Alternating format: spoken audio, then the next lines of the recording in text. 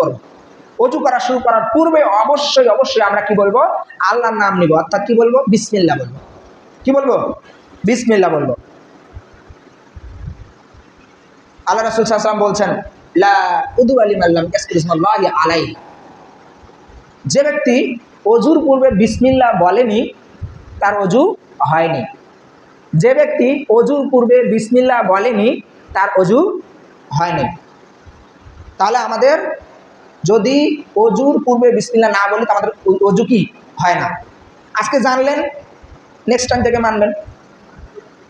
এখন চিন্তা করতেছেন আমি তো বিসমিল্লাহ বলে আসি নাই, আপনি তো জানেন না। এখন জানলেন, হ্যাঁ, এখন অজু করে আসবেন।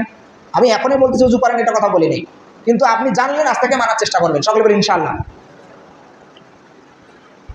আরেক জায়গায় আল্লাহ রাসূল সাল্লাল্লাহু আলাইহি ওয়াসাল্লাম বলছেন যে, আবু হুরায়রার বর্ণনা, লা সালাতা লিমান লা উযু লাহু, যার অজু নেই তার সালাত নাই।